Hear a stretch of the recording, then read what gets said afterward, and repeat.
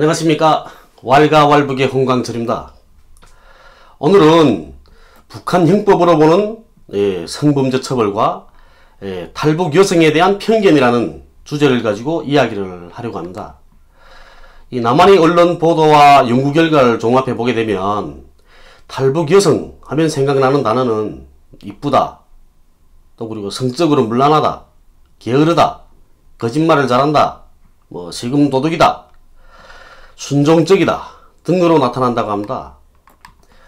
한겨레 20일 2020년 6월 19일자 그 기사에 따르면 탈북 여성들은 성폭력이 처벌되는 범죄인 줄도 모르는 경우가 많고 홀로 살아남아야 하는 처지에서 보복당할까봐 두려워서 성폭력을 당하고도 신고나 대응을 하지 못한다, 이렇게 쓰여있더라고요. 그리고 또한 모 통일연구기관의 그 소장이라는 분께서는 북한 남자들은 자신들이 권력과 지위를 이용하여 북한 여성들에게 꺼리낌 없이 성폭력을 저지르고 그러다 피해 여성이 임신하면 그러한 사실을 숨기기 위해 강제로 낙태시키곤 한다, 이런 이야기도 하셨습니다. 그러면 북한 남자들은 정말로 자신들이 권력과 지위를 이용하여 여성들에게 꺼리낌 없이 성폭력을 저질러도 될까요? 천만의 말씀입니다. 북에서도 성범죄는 중범죄에 해당합니다. 예전에는 간부들이 바람피워도 노동교화소에 갔습니다. 노동교화소에. 그래서 그때 북한에서는 이런 이야기가 많았죠. 내 몸에 달린 거 내가 쓰는데 국가가 뭔 참견이냐, 법이 왜 참견하나,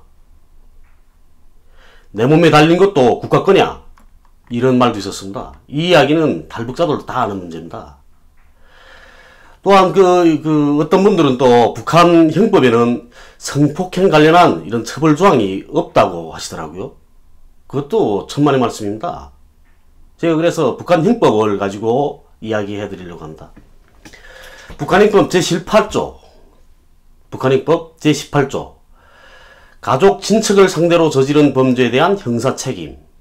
여기에 첫째, 가족 친척을 상대로 저지른 범죄에 대하여서는 용서해 줄 때 대한 피해자 또는 피해자 측의 요구가 있을 경우에는 형사 책임을 지우지 않는다.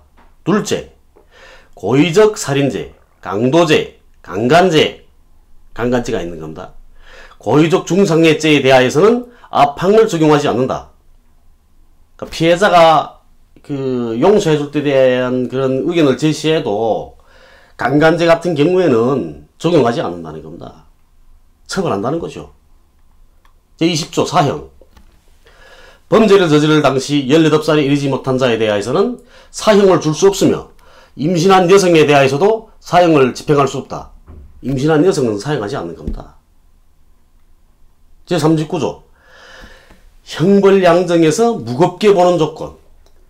이게 네 번째 어떤 내용이냐면 자기 보호 밑에 있거나 직무상 복종 관계에 있는 자에 대하여 범죄를 저질렀을 경우에는 형벌 양정에서 무겁게 본다는 겁니다. 형을 더 많이 준다는 소리죠. 여기에 이제 그 내용도 있는 겁니다. 성범죄. 자기 보호 밑에 있는, 그리고 또 직무상 복종 관계에 있는 사람을 성추행하거나 성폭행하거나 강간하거나 했을 때, 그럴 때는 형벌을 더 무겁게 준다, 이 뜻입니다. 제192조 여성에게 금지된 노동을 시킨 죄. 여성에게 법적으로 금지된 노동을 시킨 자는 2년 이하의 노동단련형에 처한다, 이렇게 되어 있습니다. 제193조 대표적인 문화반입, 또 보관, 유포죄. 이게 두 번째 이항에 성폭력물을 반입하였거나 보관 또는 유포한 자의 경우에는 5년 이상 10년 이하의 노동교화형에 처한다. 그러니까 대표적인 성폭력물, 이런 걸 우리로 말하면 야동인 겁니다. 제261조 매음죄. 매음 행위를 여러 번 한 자는 2년 이하의 노동단련형에 처한다. 정상이 무거운 경우에는 2년 이하의 노동교화형에 처한다, 이렇게 되었습니다. 제262조 음탕한 행위죄. 여러 남녀가 모여 음탕한 행위를 한 경우에는 5년 이하의 노동교화형에 처한다. 둘째, 압항의 행위를 여러 번 하였거나 압항의 행위로 사회적 무리를 일으킨 경우에는 5년 이상 10년 이하의 노동교화형에 처한다. 우리 아이 적에 우리 고향 무산에서 그 칠선여조라는 게 있었습니다. 칠선여조라는 게.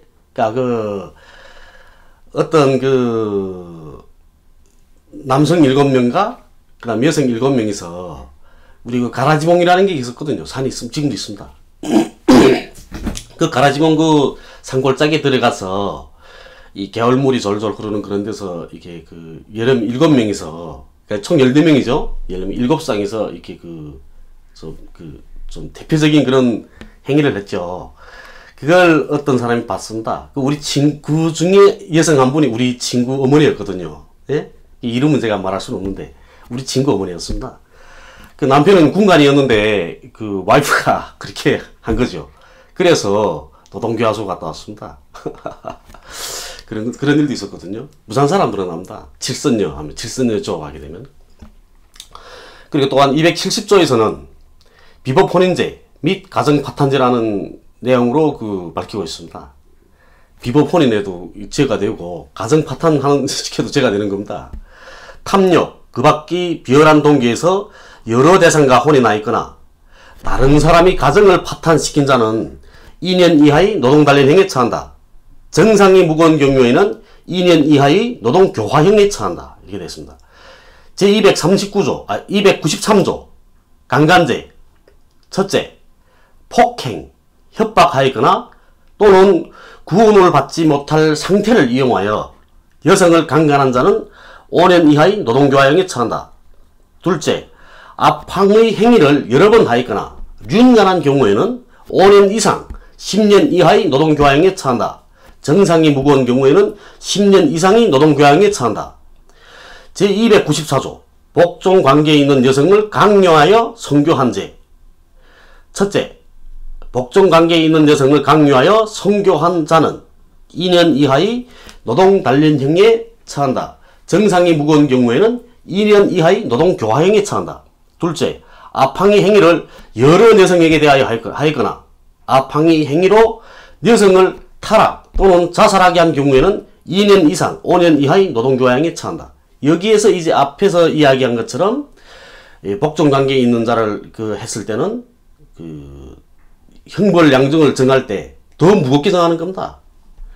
제295조 미성인 선교죄 15살에 이르지 못한 미성인과 선교한 자는 5년 이하의 노동교화형에 처한다.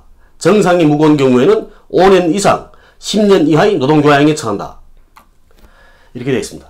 또한 북한 형법에는 강제추행죄가 없기 때문에 북한 남자들은 강제추행이라는 걸 모르고 있고 따라서 탈북 남성들은 여성을 만지면 죄가 된다는 것을 모르고 있고 내가 여자를 만진 거로 해서 경찰서에서 조사를 받아야 하는지에 대해서도 항의하는 사람들도 있었다고 합니다. 탈북민들이 정착교육을 담당하는 기관이 있죠. 하나원. 이 하나원에서도 성범죄에 대한 교육을 한다고 합니다. 저는 뭐 하나원 가보지 못했으니까 잘 모르겠고요. 주변 탈북민분들한테 물어보니까 하나원에서 성범죄에 대한 교육을 한다고 합니다. 성범죄에 대한. 그러니까 탈북 여성들이 성범죄에 대한 교육을 받지 못해서 또 혹은 성범죄라는 것을 모르고 있기 때문에 고소하지 않고 한다는 건 이거는 거짓말인 겁니다. 교육을 하거든요. 북한에서 하는 건 둘째 치고라도 북한에서는 안 한다고 하지 않습니까? 안 한다고 하니까 좋다. 안 한다 하더라도 하나원에서 하기 때문에 이거는 거짓말이라는 겁니다. 때문에 이런 주장을 하는 탈북민들은 모르는 척 억지 주장을 하고 있는 겁니다. 이 여자 몸을 만졌는데 내가 왜 죄가 되냐? 이게 무슨 죄냐? 북한에서 이런 게 죄가 아니다. 이렇게 하는 사람들은 파렴치범들인 겁니다. 다 아는 겁니다. 그리고 이 북한 형법에 강제추행죄가 없다고 해서 북한 남자들이 성인지 감수성이 떨어진다, 무디다 이렇게 말하면 안 됩니다. 강제추행은 하면 안 되는 건 당연한 이치고 이건 또 윤리적 문제인 거죠. 당연한 걸 법으로 제정해야 될 정도로 강제추행이 사회적으로 만들어내야 있다는 것은 그 사회의 구성원들이 성적 취향이 문제라고 저는 생각합니다. 북한에서는 1946년 7월 30일에 남녀평등권 법령을 제정하고 발표했으며 또 여성에게 남성과 똑같은 사회적 거리를 안겨주었습니다. 한 가지 단편적인 실례로 들어 이야기하면 북에서는 남자와 여자의 생활비를 보게 되면 직종과 급수 그리고 또 근속연한 이런 데 의한 차이가 있을 수는 있어도 남녀의 성별에 따른 차이는 없습니다. 제가 노동지도원이 있기 때문에 노동자들이 생활비를 계산했기 때문에 제가 아는 겁니다. 이거는.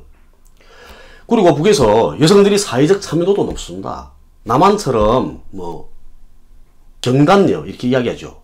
경력단절 여성. 임신해서 그러니까 해산으로 인해서 직업 그 자리를 그만두고 들어가면 경력단절 여성이 되는 거 아닙니까? 북에는 경력단절 여성이라는 게 없습니다. 해산하고 아이 키우고 그다음 6개월 지나서 그 산전 산후 휴가가 다 끝난 다음에 직장에 출근하면 자기 자리가 그대로 있습니다. 그리고 또 6.25 전쟁 때랑 보게 되면 북한의 첫 여성 영웅 태선이거든요. 그 첫 전투기 비행사의 조종사 영웅인 겁니다. 그분이. 그리고 또 뭐 간호사 영웅도 있죠. 안녕애라고. 그리고 또 여성 영웅들이 많습니다. 근데 이 태선이 영웅 같은 경우에는 저기 그러니까 우리 선배거든요. 우리 무산영웅중학교 선배이기도 합니다. 또 북쪽 여성들 보게 되면 이게 교육, 보건의료, 뭐 상업, 뭐 사회급양 이런 부분은 거의 모두가 여성들로 이루어져 있습니다. 대부분이 여성들로. 특히 또 이렇게 상업, 사회급양 이런 부분은 여성들이 독점하다시피 했습니다. 그러니까 서비스 분야는. 그리고 또 여성들이 많이 진출해 있는 이런 부분들의 경우에는 그런 기관 기업소들이 그 간부들은 여성들로 다 이루어져 있거든요. 여성들이 맡는 집단이기 때문에. 그리고 또한 당, 정권기관, 그리고 또 뭐 대학 학장, 교수, 협동농장 경영위원장, 그다음 또 뭐 협동농장 관리위원장, 최고인민회 대의원, 노력영웅 이런 것도 여성들 많거든요. 그리고 또 체육 부문에서도 보게 되면 여성들이 많습니다. 여성들이 참여도가 높죠. 체육 부문에. 우리 또 조선 여성들이 제일 악바리들 아닙니까? 예? 북쪽 여성들도 같습니다. 그 대표적으로 보게 되면 우리 북한 여자 축구 세죠. 북한 여자 축구. 북한 권투, 여자 권투, 뭐 유도, 예? 레슬링, 탁구 이런 데도 보게 되면 무슨 뭐 1960년대에는 그 세계 신기록 몇 번씩 갈아치웠죠. 신금단이라는 북쪽 그 육상 선수가 여성분이거든요. 신금단이라는 여성 육상 선수였습니다. 세계 신기록도 몇 번 갈아치운 분입니다. 이거는. 그리고 뭐 70년대에 보게 되면 그 세계 선수권대회에서 탁구 선수권대회에서 탁구 그 금메달을 따냈죠. 그분이 그 박용순 그분은. 그리고 또 남한에도 잘 알려져 있죠. 리분여 선수. 우리 남북 유일팀 그 금메달리스트 탁구 영웅이죠. 리분여 선수. 그리고 또 96년도에는 애틀란타 올림픽에서 그 만 16세로 당시에 84연승을 기록하던 일본 최고의 유도 영웅 다무라 료코 이 여자를 꺾고 세계 그 유도 금메달을 따낸 개순이 선수. 99년도에는 또 세계 그 육상 선수권대회에서 그 여자 마라톤에서 우승한 정성옥 선수. 이런 이름 있는 체육인들도 많습니다. 이 중에서 보게 되면 개순이나 정성욱 선수 같은 경우에는 20대에 벌써 남한의 국회의원에 맞먹는 최고인민회의 및 지방인민회의 대의원으로 선거받았고 인민체육인, 공화국 영웅 등이 이런 명예칭호를 받았습니다. 20대 최고인민회의 대의원이 됐다는데 국회의원이.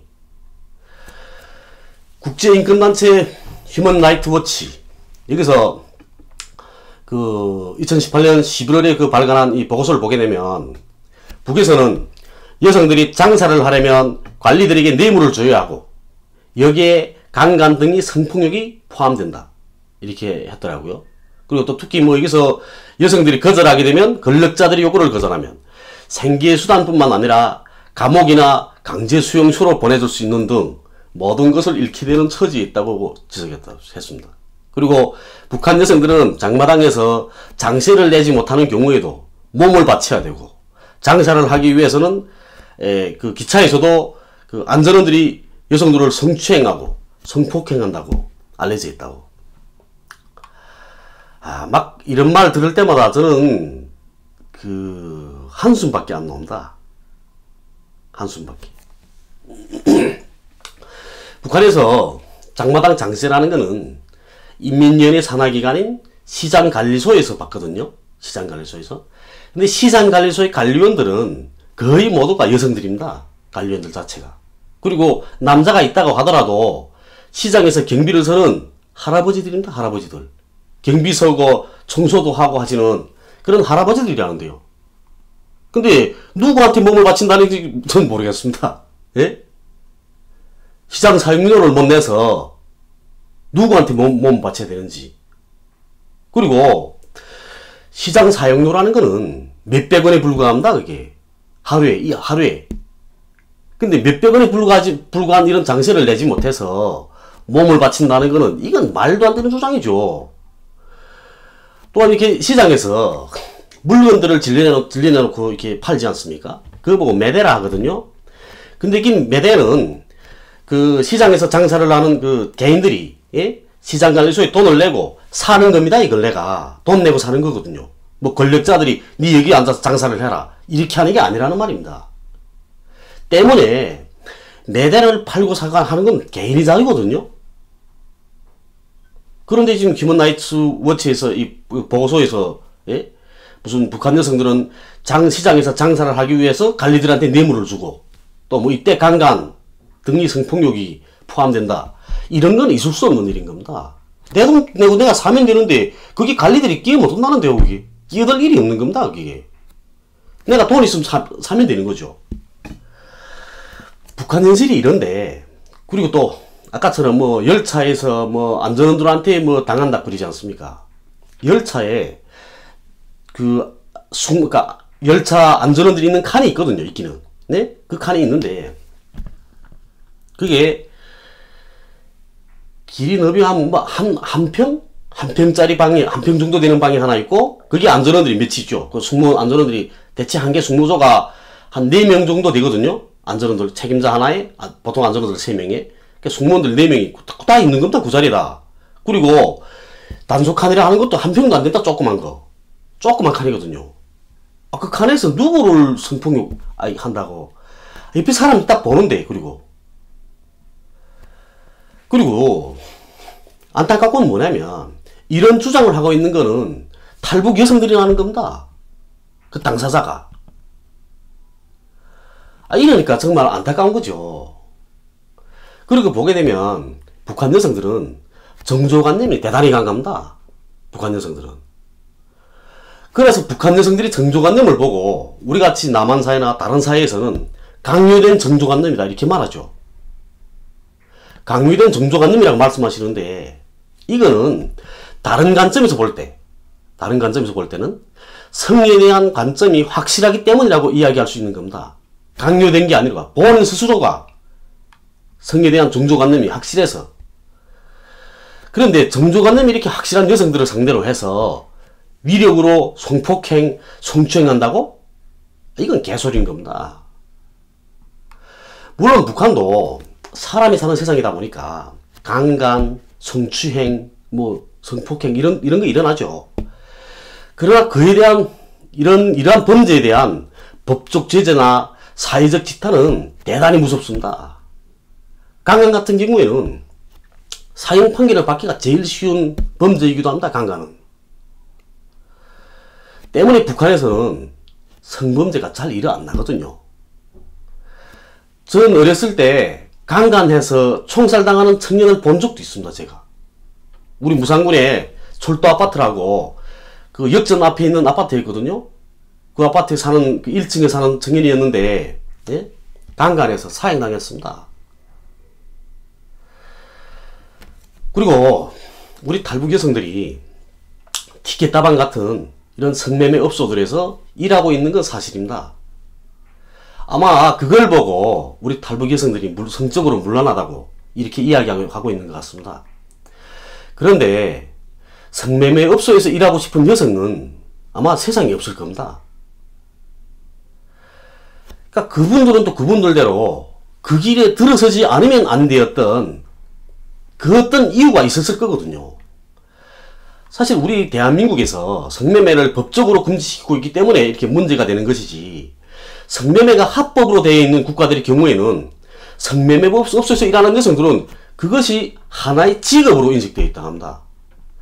저는 성매매 합법화를 주장하는 것이 아니고, 예? 성매매를 하지 않으면 안 되는, 또 그 길로 들어서지 않으면 안 되었던 이런 탈북 여성들이 삶에 대해서 사회적으로 관심을 가져줬으면 합니다. 저도 주변에 있는 탈북민들을 통해서 성매매 업소에서 일하는 탈북 여성분들을 여러 명 알고 있습니다. 저도.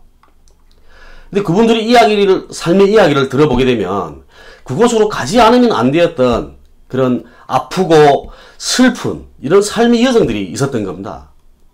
그 아프고 슬픈 그들의 삶의 여정을 진심으로 들어주고, 그들이 아픔에 진심으로 공감하고, 또 그 아픔을 이겨낼 수 있도록 그들을 따뜻하게 품어줄 그런 넓은 마음들이 있다면 그들도 새로운 삶에 대한 희망을 가지고 사회 앞에 나설 수 있을 거라고 생각합니다.